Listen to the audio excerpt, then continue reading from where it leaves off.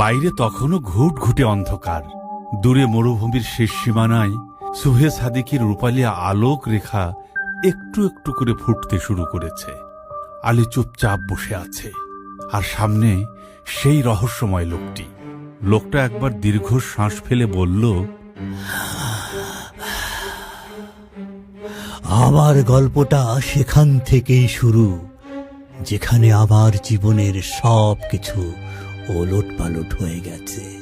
মানুষ নানান রকম পশু পাখি পোষে, কেউ কুকুর, কেউ বেড়াল, কেউ ঘোড়া, কেউ আবার পাখি। আর আমি পুষতাম শিয়াল। শিয়াল? হ্যাঁ, মরুভূমির শিয়াল। একবার মরুদ্যানে ঘুরতে গিয়ে মরুঝড়ের কবলে পড়ি। ভীষণ সে ঝড়। মরুদ্যানের গাছপালার আড়ালে লুকিয়ে কোনোভাবে জীবন রক্ষা করি। ঝড় শেষ হলে ফেরার পথে মরুভূমিতে খুঁজে পাই একটি শিয়ালের বাচ্চা। বাচ্চাটা এতটাই দুর্বল ছিল যে নড়তে পারছিল না, কেবল কুই কুই শব্দ করছিল। আমি তাকে বাড়িতে নিয়ে আসি। তারপর থেকে সে আর আমি অবিচ্ছেদ্য বন্ধু হয়ে যাই। খুব মায়াময় চেহারা আর ডাগর ডাগর আঁখি শিয়াল ছানাটির। বড় হতে হতে একটি সঙ্গী জুটে গেল তার।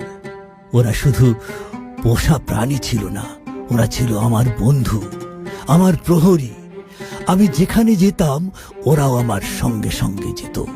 খুব দ্রুত ছুটতে পারত, আর বিপদ আসার আগেই টের পেত। একদিন বন্ধুদের সঙ্গে তীর ছোড়া আর ঘোর সাওয়ারি করে ফিরছিলাম। তখন সন্ধ্যা নেমে এসেছে, চারদিক নির্জন। হঠাৎ দেখি আমার শিয়ালগুলো অস্থির হয়ে উঠেছে। কেন?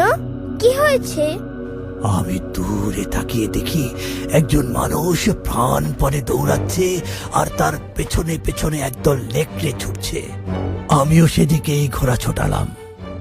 কিছুটা কাছে গিয়ে বুঝলাম সে একজন নারী, আপাদমস্তক কালো কাপড়ে আবৃত। দৌড়াতে দৌড়াতে প্রায় লুটিয়ে পড়ছে সে। তারপর তারপর কি হলো?